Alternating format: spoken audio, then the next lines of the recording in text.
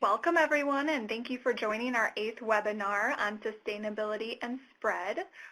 It is due. I'd like to introduce our facilitator, Amanda Cornett, who will guide us through the rest of the webinar. All right, thank you guys. Good afternoon, good morning to some of you all, depending on where you are in the United States. But we're going to switch gears a little bit. Great sharing. I love to hear you guys sharing of your ideas and things. And we're going to switch a little bit and talk about the things that you all have tested and are working well within your clinic as far as protocol changes. How do you sustain those going forward? So we're going to spend a few minutes talking about that and getting you all to think through how are you going to sustain the great things that you have done in the past. So I know that you guys have been working diligently to improve your assessment and your documentation and your screening rates. And so we want to make sure that you continue doing that. From my experience in the past, I've coached many clinics and many organizations who have embarked upon improvement opportunities. And unfortunately, when you check back with some of these practices or agencies, what I've often seen is 6 months later, they've stopped collecting their data, they stopped looking at this specific topic area, and when they do collect data, things have begun to slip back to the old way of doing business. So we don't want that to happen to you all, so that's why we're spending some time today really thinking through how can you make sure that all the hard work that you've done is really sustained into the future. So just for fun, correct, an organizational study was done where they interviewed and went back retrospectively and looked, and there's a 70% failure rate for sustaining long-term change, meaning only 30% of organizations really are able to sustain change long-term. And so oftentimes that's because we haven't spent some time thinking through how we're going to hardwire these changes within our system.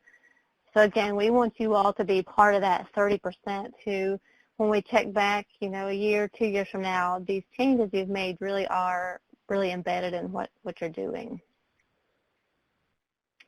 So let's think about sustainability. Sustainability, depending upon the lens that you're looking at it from, can be defined in many ways. One way to define sustainability is from an organizational perspective. So how do we sustain the organization?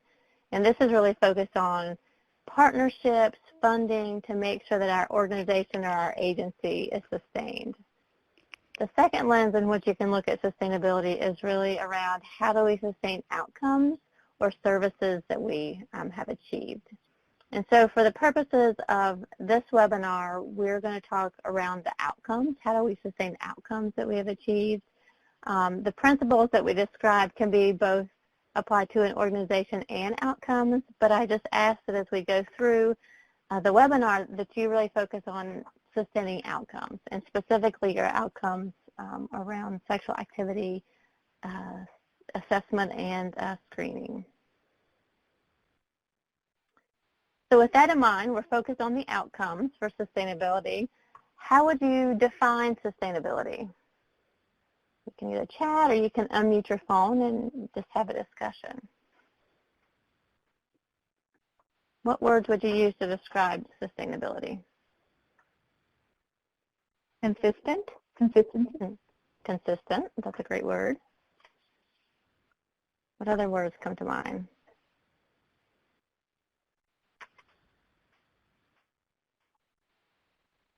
So I'm seeing continued use of protocols, improvement on previous protocols, automated, there's a follow-through. I think you guys are really hitting those key words. The last thing is there's follow-through, there's consistency. Here's a definition which builds off the words that you all were using, and I think it's easy to understand and it's very simple. It's when new ways of working and the improved outcomes become the norm. And that's what you're looking for, is when you have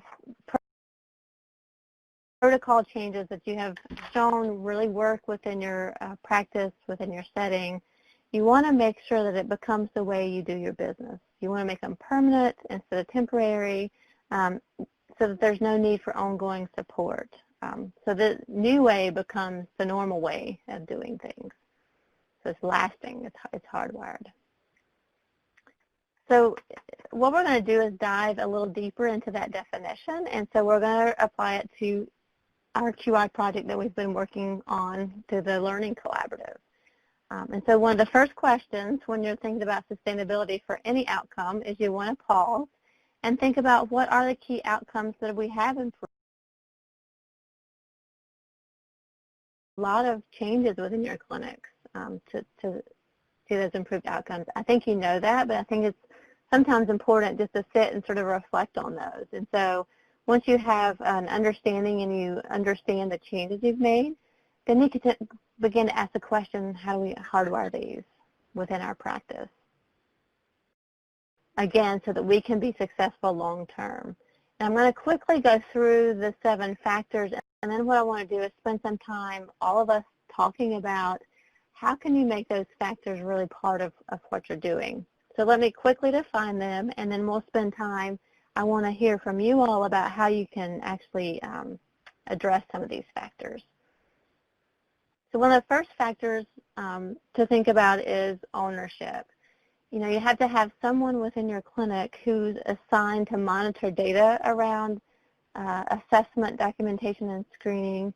You also have to have that person who has the authority or the ability to say, hey, you know, we're slipping back to where we used to be around this measure. Can we pull together a team and evaluate and see if our changes are still working and if we need to make some adaptations? So you really have to have, we call it a process owner, someone who's owning this and can check in to make sure you're maintaining where you want to be. Oftentimes this person is the manager over the program. So it might be a nurse manager who oversees sexual activity, or it could just be your overall nurse manager from the clinic. But someone has to be owning this and making sure that everyone's focused and tracking your data.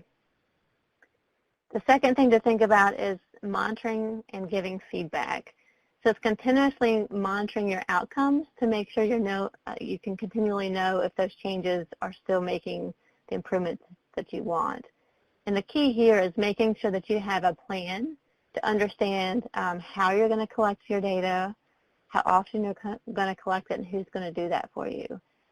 And monitoring doesn't mean that you have to do chart reviews every month like we have been doing for the collaborative. Monitoring can be every quarter that you pull some charts and look to see how you're doing around assessment and screening. So it can be less frequent than what we've been doing with the collaborative, but it is important that you have a plan that you're doing quarterly reviews to see how you're meeting your goals. Because if you don't, you may go 6 or 8 months and not check your data and find out that you've sort of started to slip back to where you are. So I think it's really important to have a plan in place of how you're going to monitor the data. And then not only monitoring it, but how are you going to feed it back? Are you going to feed it back to your leaders? How are you going to feed it back to your staff? And really have a conversation so that it's forefront of everybody's mind. Another factor is to think about your leaders. So within your practice, how are you going to make sure that your leaders keep this sexual activity assessment and screening front in everybody's mind? It can be something as simple as just bringing it up during staff meetings, quarterly. Once you have the data, just bringing that data to your staff meeting and having a conversation about here's our data and here's how we're doing. Again, oftentimes what's in our mind, at the forefront of our mind, are the things that we focus on. So make sure leadership is on board and sort of bringing it to everyone's focus. Another factor is perceived value. It's really important that staff and providers understand and buy into the importance of the new changes that you put in place. Because, if I'm the staff and I'm the one who's doing this new change, I really need to understand why it's beneficial to our patients, why it's beneficial to our clinic. So it's really important that everyone understands the value of what we're doing. Again, this can be as simple as having conversations, sharing the data, giving them quotes from your patients about why this is important. But everyone has to perceive that this is something beneficial before they're willing to really do this new thing. You also want to think of as your staff, and staff can encompass nurses, frontline, your front desk clerks, your providers, your lab. So really thinking about, do our staff have the skills and the confidence to continue implementing these new changes that we've come up with? In my experience, I've often seen staff who resist new changes, and passively they don't want to do the new changes, and so things go back to the old way of doing things because they're resisting. But part of the resistance that I see is because staff don't feel comfortable or confident in performing this new protocol change. So I think it's really important to provide ongoing training, provide instructions and some job aids, as well as mentoring and coaching of how to do these new changes. So if you're, for example, doing a new assessment, it may be that you have to allow your medical assistants or your nurses the opportunity to sit down and practice asking these questions, or have a written script that they can have. So it's really important that your staff feel comfortable and confident so they can move forward and continue to implement these changes. The next factor to think about is your organizational infrastructure. So how internally are our operations supporting this new change? Do we have policies? Do we have protocols? Do we have the right resources in place to make sure we're supporting and making it easy for everybody to do these new changes is really important. And then the last factor is around funding. This may not apply to you all as much, but it could. So thinking about how do we make sure that we have the funds available to assist the new changes. So if you're, for example, collecting urine at every well child visit or sick visit, do we have the resources available to collect those urines? It could be, we need funding for the cups that we're collecting in.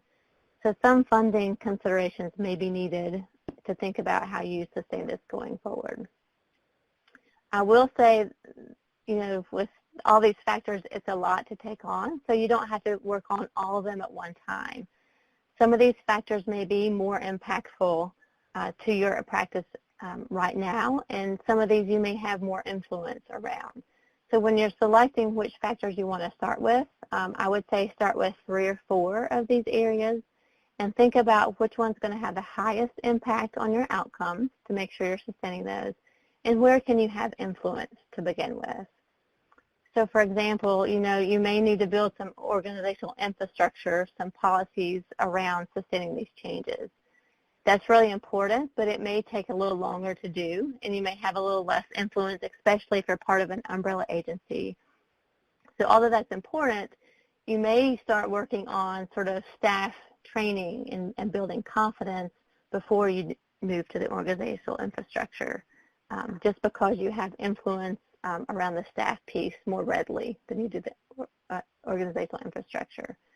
So just think about, what 3 or 4 areas can we start working on today that's going to have an impact and we can influence in an easy manner.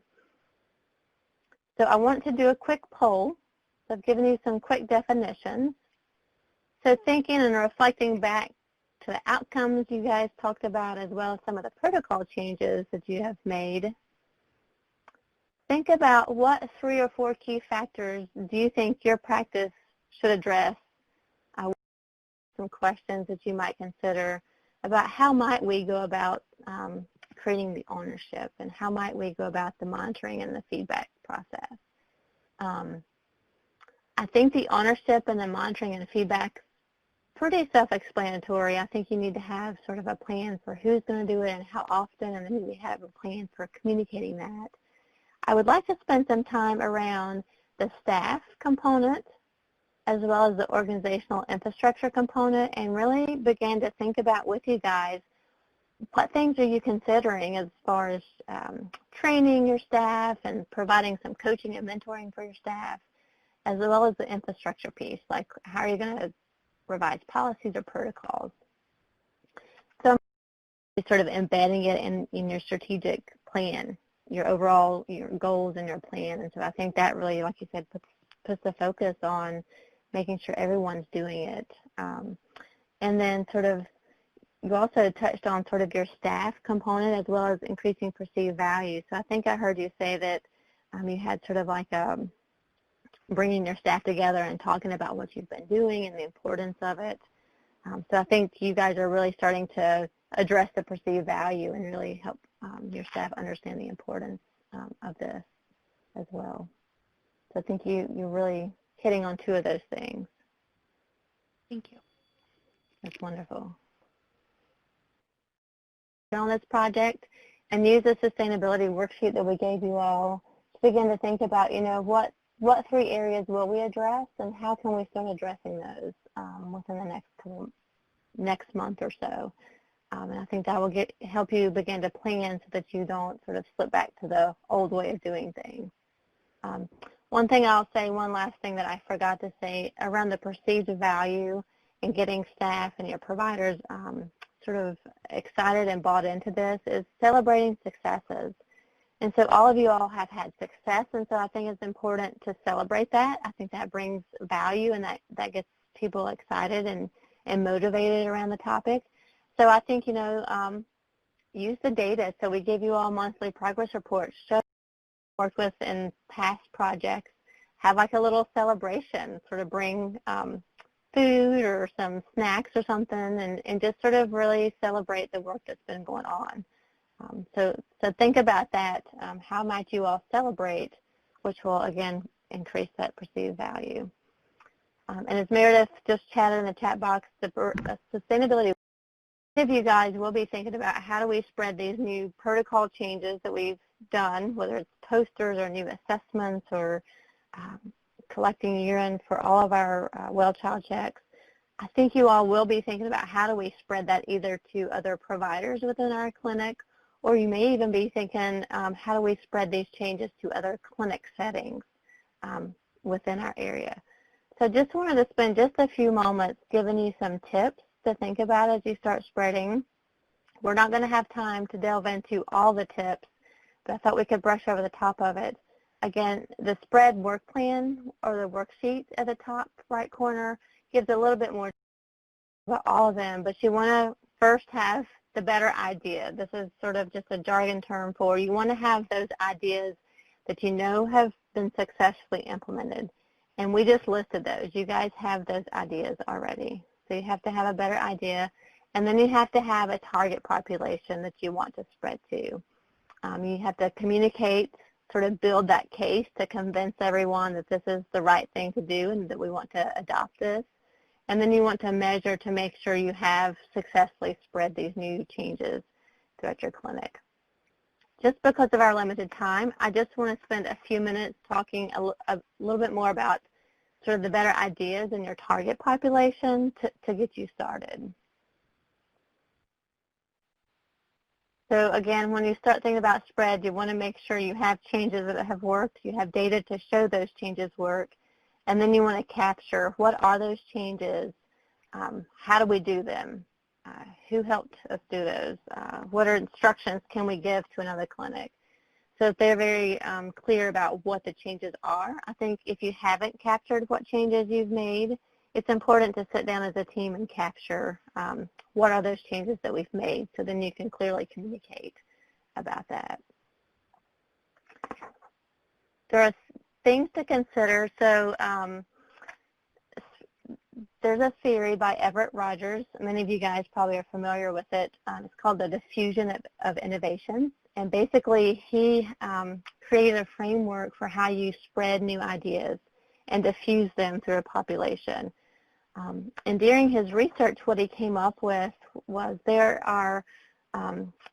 he found that some ideas are more likely to spread if they fit your population's needs. And so he found 5 criteria that describe the fit of a new idea that you're trying to spread. And what he said was, if you can evaluate your change that you're trying to spread along these 5 criteria, the more likely that you meet these 5 criteria, the better likely you are that people are going to adopt this new change. So here are the criteria. So you want a relative advantage. You want to ask yourself, this new change that I'm trying to spread, is it more beneficial than what we're currently doing? Is the assessment we're going to spread how is it an advantage over what we're currently doing? You want to think about compatibility. So does it fit with our existing experiences, our existing needs? You want to think about simplicity. How can we make this new change, whether it's the assessment, the EMR, how do we make it so that it's easy to use and it's easy to understand how to use it? You also, the triability. You want to make sure that it's easy to try with little investment and little risk. So think about if you're spreading something new to someone who's never tried maybe your new EMR workflow. You want to make sure that people feel comfortable testing this in a new environment. So that's the triability part. And then the last thing to consider is observability. Can your staff, can your providers, can other clinics visibly observe the new changes that you're making? And can they tangibly see how that's making a difference? And what Everett Rogers found was if you can evaluate and say, yes, my change meets all these criteria, again, more likely people are going to actually adapt that change. Now, in the real world, we know that not all of our changes are going to fit perfectly with everyone's needs. So there are strategies and things that you can do to make sure that it's fitting everyone's needs. And so here we give you a table that helps you think about how you can make things better fit. So for example, let's take the EMR. So we have a new EMR workflow that we're doing to assess and to document that assessment. How do we make that simple? So you may want to provide some coaching. You may want to provide some resources to build people's confidence. You may want to work as a team and create a learning environment to support each other in making this new change. So that's around simplicity. That may be something you want to think about to make sure that that change is simple. Observability is you may want to show the new EMR protocol change during a staff meeting so that everyone's seeing it, everyone has time to process it and ask questions. So depending on what change you're wanting to spread, you may want to come back to this table and really begin to think about how can we make sure that we're making it fit so that everyone wants to adopt this new change. And the last little bit of information or tip that I will leave you guys with is consider your target population. So when you're spreading a new idea, again, not everyone's going to be excited to adapt these new changes that you're wanting to spread to them. And so again, based on the diffusion of innovation, there are different types of people that are going to adopt different types of things. And so here you'll see this curve, and it describes the different types of adopters, if you would have it. And so you have innovators. These are oftentimes those who develop new ideas. You have early adopters. So these are often opinion leaders within your organization who are very comfortable adopting and taking risk and trying new things. Oftentimes you have early majority. So this is people who adopt new ideas only after they've seen that it's actually working. You have a late majority group. So this group of people are more skeptical of changes, and they only try it once they've seen the majority of people trying it and they see that it's beneficial. And then you have this last group, which is traditionalists. Sometimes they're called laggards. They're very skeptical of change, and it's really difficult to bring them on board. And oftentimes, the only way you can bring this group of people on board is by mandating. They have to be mandated to make it happen. So when you're thinking about spreading the changes, which group do you think you want to target first? Any ideas on where you would start with chatting going on? Early adopters? Yes, that's right. You want to start with those who are comfortable with change, who they're going to embrace it, they're aware of the need and the opportunity to change. So that's the groups that you want to start with. Oftentimes your early adopter group will be those who will help you adapt the change to make sure it's going to fit as you're spreading it. They're also going to be the group who can bring others along, and they begin to communicate and become your champion for change. So if you can get this group excited to adopt your new ideas, then they're going to help you spread it to others. And they're also going to help you create those success stories that the other groups like the early majority need before they're going to jump on board with you. And as Holly said, you guys are the innovators. You've already developed the new ideas. You just now have to find your early adopters that's going to jump on board and say, yes, let me try that going forward. So just a question to you guys. Think about the protocol changes that you may want to spread either to other providers or even other settings. So think about within your practice, who are your early adopters that you want to spread to? And if you're spreading to a different setting, what setting might be the early adopter setting that you want to start spreading to?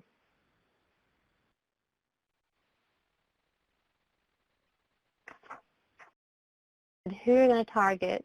How are you going to communicate? There's a way that you want to communicate, and we give you some tips about communicating, and how are you going to measure to show that you're spreading. It may be that you want 85% of your providers adopting these new changes. You just want to document those goals so that you can check back and see, have we met those goals going forward. So we do give you a spread plan that you can work through as you begin to think about spreading your new ideas.